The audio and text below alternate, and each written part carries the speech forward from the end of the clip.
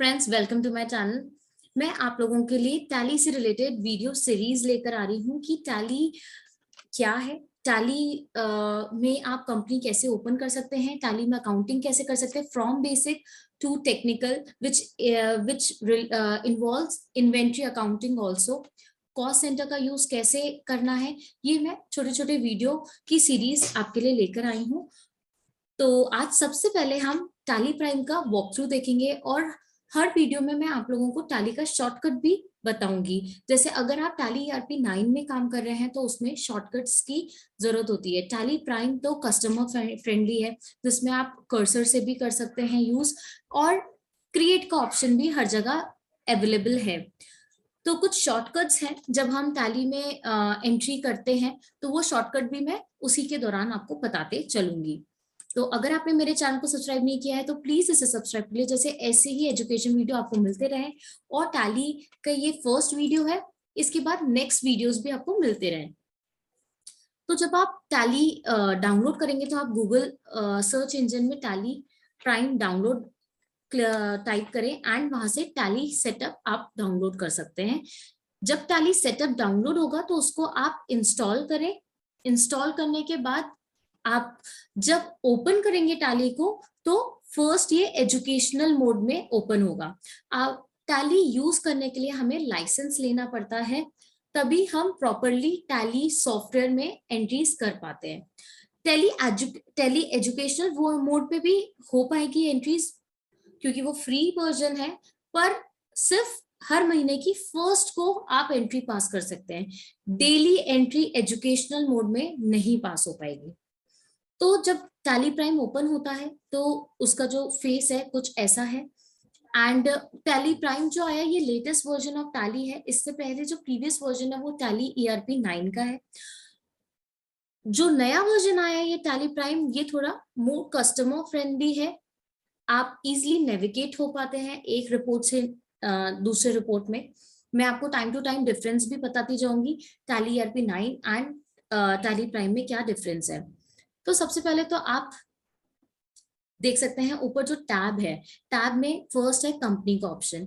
जब यहाँ पर आप क्लिक करेंगे तो यहाँ फर्स्ट है क्रिएट का ऑप्शन, जहां से हम कंपनी क्रिएट करते हैं। ऑल्टर कर सकते हैं, चेंज कर सकते हैं, सिलेक्ट कर सकते हैं। एंड ये जो बाकी के ऑप्शन है इससे आप सिक्योरिटी फीचर्स भी कर सकते हैं। लाइक आप अथॉरिटी डिफाइन कर सकते हैं। अकाउंटेंट लेवल की जो अथॉरिटी है वो सिर्फ एंट्री पास कर सकता है। व्यूइंग की अथॉरिटी आप किसी और को दे सकते हैं, और ये सारी चीजें पासवर्ड प्रोटेक्टेड हो सकती हैं। जब अकाउंटेंट लॉगिन करे एंट्री के लिए तो उसके लिए पासवर्ड अलग हो। फिर जो चेकर है, चेकर के लिए व्यूइंग राइट्स है, तो व्यूइंग राइट्स में उसका जो पासवर्ड है वो आप अलग सेट कर सकते हैं। ऑडिटर्स के लिए अलग लेवल की आप राइट्स दे सकते हैं फॉर ऑडिटिंग, एंड उनके लिए भी पासवर्ड अलग हो सकता है। तो आप जो सिक्योरिटी एंड अथॉरिटी है ये सारी चीजें डिफाइन कर सकते हैं टैली में। सब अब हम टैली डेटा एक ओपन करके देखते हैं कि टैली डेटा ओपन करने के लिए हमें सिलेक्ट पे जाना रहता है। सिलेक्ट पे आप जब एंटर करेंगे तो आपके पास जहां टैली आपका सेव्ड होगा वहां पर जितने भी डेटा है प्राइमा फेसिया पहले वो दिखेंगे। उसके बाद अगर आपको स्पेसिफिक पाथ से लेना है तो स्पेसिफाई करना है पाथ। जब आप स्पेसिफाई पाथ पे एंटर करेंगे तो आपको पाथ स्पेसिफाई करना है। आप एक चीज याद रखें कि टैली में अगर कोई पाथ पेस्ट करना रहता है तो हमेशा ऑल्ट की जरूरत पड़ती है। लाइक अगर आप वर्ड में कॉपी पेस्ट कर रहे हैं तो control C control V shortcut होता है। वैसे आप कहीं पाथ कॉपी करते हैं तो कंट्रोल सी से पाथ कॉपी होगी। बट जब पेस्ट करेंगे टैली में तो control plus alt plus V, ये फर्स्ट मैंने आपको शॉर्टकट बताया। Control plus alt plus V से टैली में कोई भी चीज पेस्ट होती है। नेक्स्ट जो ऑप्शन है सिलेक्ट फ्रॉम ड्राइव।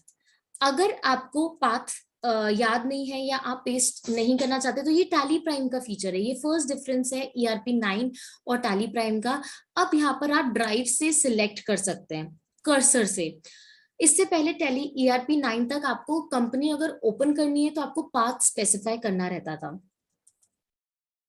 एंड जहां पर भी आपका टैली हो टैली डेटा है आप वहां से उसको ओपन कर सकते हैं।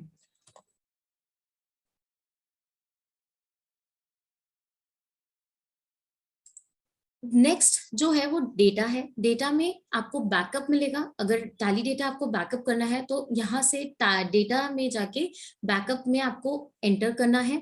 जब आप एंटर करेंगे तो आपको डेस्टिनेशन पाथ बतानी है कि आपको कहाँ सेव करना है, और जब आप एंटर करेंगे तो आप कौन सी कंपनी का बैकअप है वो आपको सिलेक्ट करना है, एंड उसके बाद आप एंटर करेंगे तो आपका ये बैकअप हो जाएगा। वैसे ही अगर रिस्टोर करना है कोई डेटा को तो आपको रिस्टोर पे जाना है। वैसे ही स्प्लिट ऑप्शन कब यूज होगा, अगर कंटिन्यूएशन में डेटा है 1 साल 2 साल 3 साल का, बट उसको आपको स्प्लिट करना है, आपको ईयर सेपरेट करने हैं, तो आप स्प्लिट भी कर सकते हो कोई पर्टिकुलर डेटा को। इसके बाद आप गेटवे ऑफ टैली देख रहे हैं। गेटवे ऑफ टैली में सबसे इंपॉर्टेंट है मास्टर्स। जब तक आप मास्टर क्रिएट नहीं करेंगे like ledgers, group, voucher type, तब तक आप अकाउंटिंग एंट्री पास नहीं कर पाएंगे। तो क्रिएट मास्टर में सबसे पहले क्रिएट ऑप्शन है, यहीं से ही आपके group, ledger, currency, voucher type, ये सारी चीजें, इन्वेंट्री अकाउंटिंग आप करें तो इन्वेंट्री, ये सब क्रिएट करना पड़ेगा। अगर आपको ऑल्टर करना है मास्टर को तो आप ऑल्टर में जाके कर सकते हैं। चार्ट ऑफ अकाउंट्स है, आपने कितने अभी तक मास्टर क्रिएट करें ये आपको चार्ट ऑफ अकाउंट से जाके पता चल जाएंगे। लेजर्स कितने हैं, ग्रुप कितने हैं, वाउचर टाइप कितने हैं। अभी मैं आपको वॉक थ्रू दे रही हूँ। नेक्स्ट वीडियो में मैं आपको डिटेल में बताऊंगी कि कंपनी ओपन कैसे करते हैं। अकाउंटिंग एंट्रीज भी हम पास करेंगे, इन्वेंट्री अकाउंटिंग भी हम देखेंगे कैसे करते हैं। वैसे ही नेक्स्ट ऑप्शन है ट्रांजैक्शन में वाउचर्स।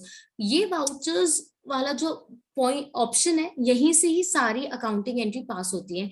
यहाँ आप देख सकते हैं राइट हैंड साइड में आपको सारे वाउचर्स मिलेंगे, contra, receipt, journal, sales, purchases, other vouchers, ये कब कब कैसे यूज होते हैं ये सब हम देखेंगे। नेक्स्ट है डे बुक। जब आप वाउचर्स डालना स्टार्ट करेंगे तो आपकी डे बुक ऑटोमेटिकली क्रिएट होती जाएगी, एंड आप डेली बेसिस पे देख सकते हैं कौन कौन सी आपकी एंट्री पास्ड है। बैंकिंग है, बैंकिंग की ऑप्शन, अगर आपको बैंक से रिलेटेड टैली यूज करना है लाइक चेक प्रिंटिंग, तो चेक प्रिंटिंग भी थ्रू टैली हो सकती है। चेक रजिस्टर मेंटेन होता है टैली में। डिपॉजिट स्लिप, अगर आपने डिपॉजिट स्लिप है आपकी तो आप उसकी डिटेल्स यहाँ पर एंटर करें तो उसकी रिपोर्ट जनरेट हो जाएगी। बैंक रिकंसिलेशन हो जाता है। तो ये है बैंकिंग से रिलेटेड डिटेल्स। इसके बाद रिपोर्ट्स हम देखें तो रिपोर्ट्स बैलेंस शीट रिपोर्ट बनती है, प्रॉफिट एंड लॉस रिपोर्ट बनती है टैली में। स्टॉक समरी, अगर आप इन्वेंट्री अकाउंटिंग करें तो आपकी स्टॉक समरी भी क्रिएट होती है। रेशियो एनालिसिस कर सकते हैं जो कि बहुत इंपॉर्टेंट है बिजनेस में। इसके बाद और भी रिपोर्ट्स है, उसके लिए आपको डिस्प्ले मोर रिपोर्ट्स में एंटर करना है। सबसे पहले फिर अकाउंटिंग से रिलेटेड आएगा trial balance report, day book, cash book, fund flow. ये सारी अकाउंटिंग की रिपोर्ट्स हैं, ये भी ऑटोमेटिकली बनेगी। सिर्फ आपको properly and correctly vouchers enter करने हैं। इसके बाद अकाउंट्स बुक है। अकाउंट्स बुक में आपको ledgers, cash and bank book, उसके बाद रजिस्टर्स, ये रजिस्टर्स भी एक फाइनेंशियल इंपॉर्टेंट होता है रजिस्टर बनाना, तो टैली हमें ये भी प्रोवाइड करता है। कॉन्ट्रा रजिस्टर, कितने कॉन्ट्रा वाउचर से एंट्री पास हुई है, payment register, receipt register, cell register, purchase register, general register, debit note register, credit note register. ये मैं आपको सब बताऊंगी जब हम वाउचर्स पास करेंगे, कि हम देखते जाएंगे कि कैसे कैसे रजिस्टर क्रिएट होते जा रहे हैं। जब आप टैली में एंटर होके एक रिपोर्ट में आते हैं और आपको बैक करना है, तो बैक करने के लिए आपको एस्केप बटन दबाना है। यहाँ कोई बैक स्पेस से नहीं होता, यहाँ पर एस्केप से आप पीछे आते हैं, बैक आते हैं। तो अभी मैं अकाउंट्स बुक में एंटर हुई थी, अब मुझे वापस अकाउंट्स बुक वाली रिपोर्ट में जाना है, तो मेरे को एस्केप दबाना है, तो मैं बाहर आ जाऊंगी। वैसे ही स्टेटमेंट ऑफ अकाउंट्स में आप देखेंगे तो जो भी आपके आउटस्टैंडिंग लेजर्स हैं या ग्रुप है तो उसकी डिटेल्स मिल जाएंगी, स्टैटिस्टिक्स से रिलेटेड डिटेल्स मिल जाएंगी, तो ये आपके स्टेटमेंट ऑफ अकाउंट से कवर होता है। अब मैं जब बैक करूंगी तो मुझे एस्केप फिर से दबाना है। ये तो हो गई अकाउंटिंग की बात। इन्वेंट्री की बात करें तो इन्वेंट्री से रिलेटेड इन्वेंट्री बुक है, स्टेटमेंट ऑफ इन्वेंट्रीज है। स्टैचुरी में जीएसटी रिपोर्ट्स, अगर आप जीएसटी अकाउंटिंग कर रहे हैं तो आपकी GST report like GSTR 1, 3B, GSTR 2 है, ये सब ऑटोमेटिकली प्रिपेयर होता जाएगा।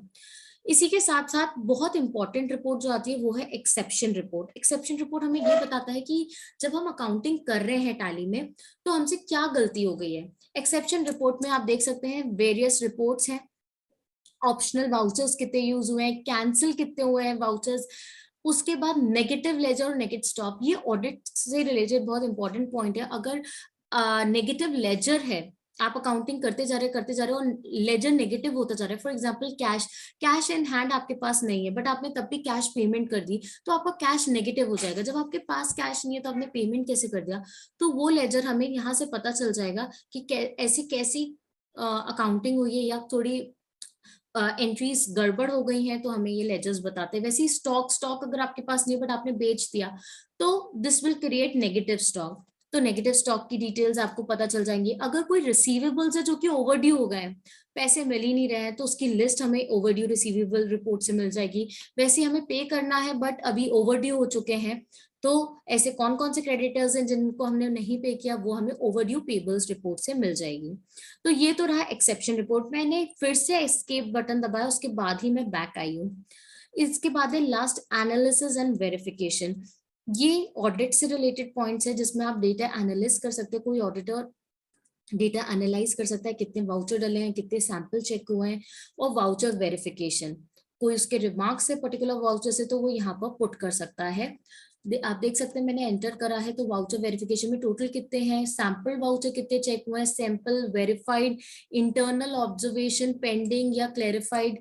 पेंडिंग में मतलब अभी भी मैनेजमेंट में क्लेरिफाई नहीं किया, क्लेरिफाई कर देंगे तो क्लेरिफाइड में आ जाएगा। एक्सटर्नल क्लेरिफिकेशन मतलब एक्सटर्नल थर्ड पार्टी वेरिफिकेशन करना है मैनेजमेंट से, अगर आपको पूछना तो वो इंटरनल ऑब्जर्वेशन में आएगा। एक्सटर्नल क्लेरिफिकेशन में थर्ड पार्टी कंफर्मेशन, अगर वो पेंडिंग है तो आपके इस कॉलम में आ जाएगा। क्लेरिफाइड है तो यहाँ पर आ जाएगा। कोई ऑल्टर्ड करना है या टू बी रीवेरिफाइड, एक बार और वेरीफाई करना है, तो आपके लास्ट कॉलम में रिफ्लेक्ट करने लगा। तो ये ऑडिट से भी रिलेटेड आपके पॉइंट्स हैं। नेक्स्ट मैं फिर से एस्केप दबाऊंगी तो गेटवे ऑफ टैली पे आ जाऊंगी। तो ये एक ओवरव्यू है टैली प्राइम का कि क्या क्या ऑप्शंस के क्या मतलब है। एक चीज और मैं आपको बता दूं, अगर आपको प्रिंट करना है तो ऊपर टैब में आप प्रिंट ऑप्शन देख रहे हैं। प्रिंट पे जैसे ही मैंने क्लिक करा है तो अदर का ऑप्शन आता है और करेंट का ऑप्शन आता है। एक रिपोर्ट में जाती हूँ, जैसे बैंक अकाउंट है फॉर एग्जांपल। अब मुझे ये प्रिंट करना है, तो यहाँ करेंट का मतलब ये है कि ये बैंक अकाउंट जो मैंने अभी ओपन किया है इसी को ही प्रिंट करना है। अगर मुझे अदर मतलब अभी मैं काम कर रही हूँ बैंक अकाउंट में बट मुझे कोई और रिपोर्ट मैनेजमेंट में बुलाई है कि आप वो प्रिंट करें, तो मैं अदर्स में जाके वो पर्टिकुलर रिपोर्ट भी शो मोर में जाके प्रिंट कर सकती हूँ। तो ये जो अदर वाला जो ऑप्शन है ये टैली प्राइम का ऑप्शन है, क्योंकि ERP9 में सिर्फ करंट रिपोर्ट ही प्रिंट हो सकती थी, अदर नहीं। क्यों ये लेकर आना पड़ा टैली प्राइम में अपडेट? इसलिए अपडेट किसी चीज का इसलिए आता है क्योंकि कोई रिक्वायरमेंट होती है, तो उस रिक्वायरमेंट को फुलफिल करने के लिए एक अपडेट आता है। तो रिक्वायरमेंट ऐसे हुई कि अकाउंटेंट या कोई पर्टिकुलर पर्सन काम कर रहा है और वो वाउचर एंट्री पूरी पास नहीं कर पाया, और उतने में ही मैनेजमेंट में कहा कि यार ये फलाना रिपोर्ट प्रिंट करके आओ। तो अगर वो अर्जेंट रिपोर्ट है, तुरंत मांग रहे हैं, तो जो हाफ एंट्री उसने पास करी है उसको फिर से एस्केप करके वो पर्टिकुलर रिपोर्ट प्रिंट करना पड़ेगा। तो उसका जो टाइम वाउचर एंटर करने में लगा है वो पूरा वेस्ट हो गया। तो उसके लिए ये ऑप्शन आया है कि आप अगर काम कर रहे हो, मिड ऑफ दी वर्क में हो और आपको कोई प्रिंट देना है, तो आप डिस्टर्ब नहीं हो पाएंगे, आपका काम उतना रहेगा ही। आप अदर ऑप्शन में जाके प्रिंट दे सकते हैं एंड कंटिन्यू कर सकते हैं आपकी बाकी वाउचर एंट्री। वैसे ही एक्सपोर्ट के साथ भी सेम है। तो ये सेकेंड डिफरेंस था टैली ERP9 और प्राइम का। एक्सपोर्ट में आप जाके देखेंगे तो वहां पर भी अदर्स का ऑप्शन है। तो ये था आपके ओवरव्यू टैली का। अब हम नेक्स्ट में देखेंगे कि टैली में कंपनी कैसे ओपन कर सकते हैं, एंड उसके बाद हम एंट्रीज करके देखेंगे और एंट्री का इफेक्ट हर रिपोर्ट में क्या पड़ता है ये भी एनालाइज करते हुए चलेंगे। तो होप आपको ये वीडियो हेल्पफुल लगा होगा टैली का, और ये टैली सीरीज भी आपको हेल्पफुल लगी होगी। तो प्लीज आप मेरे चैनल को सब्सक्राइब करें एंड इस वीडियो को लाइक करें। Thank you.